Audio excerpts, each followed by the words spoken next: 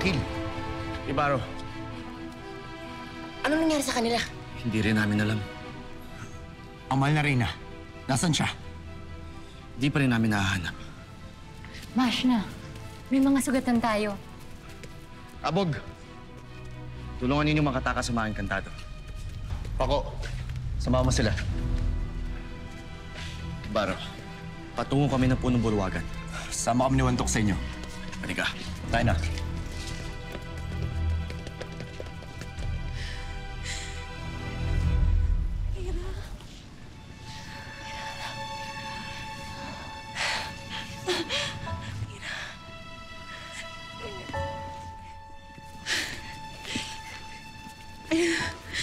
Salamat kay Emre.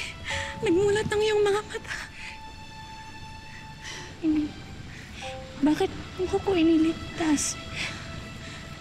Hindi ako karapat-dapat sa ginawa mong pagsasakripisyo. Mira, anong pinagsasabi mo na naman, anak? Ikaw ang kinabukasan ng Lireo, kaya karapat-dapat na iligtas kita. Hindi, Ina. Mali na iniligtas niya pa ako. Pagkat Mahal na Reyna, si Perena!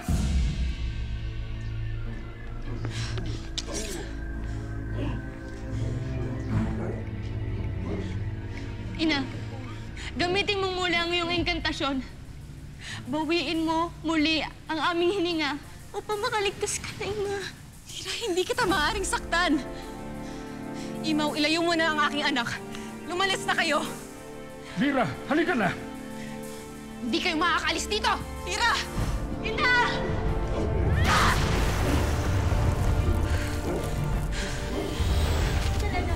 Bitiwan mo ako, Gurna!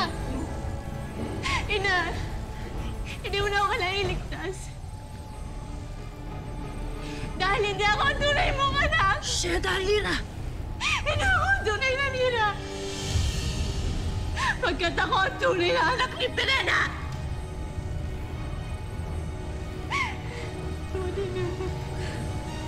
Ano sabi mo?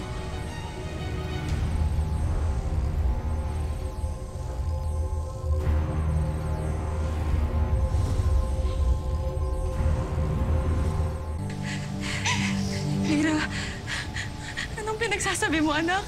Hindi ngayon ang tamang panahon para magbiro. Hindi ako nagbibiro, Ina. Hindi mo na dapat inuro ang ginawa mo kanina. Pagkat hindi ako katapat-tapat na iligtas mo. Dahil ako ay anak ng isang taksil! Shana! Hindi ako tunay na Rina. Pagkat ipinalit ako ni Perena sa tunay mong anak!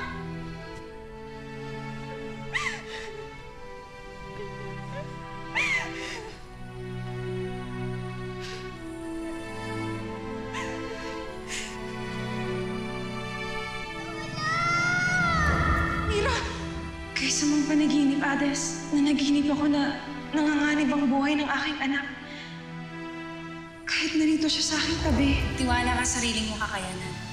Dahil ako, handaan mo ang mga itinuro ko sa'yo. Kailangan maging matapang ka. Alam ko ang mahal ko ang aking anak. Ngunit parang sa puso ko may hindi tama. May kulang sa nararamdaman kong pagmamahal para sa kanya. Na parang hindi siya ang anak na sinilang ko. Ina? Ano yun?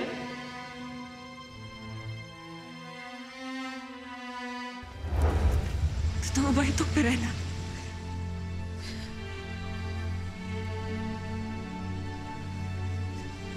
Oo, amihan. Ang Lira na iyong kinikilala ang totoo kong anak pagkat ang iyong tunay na anak ay inalayo ko na at pinasla.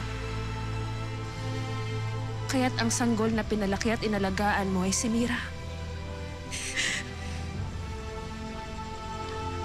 Ang aking tunay na anak.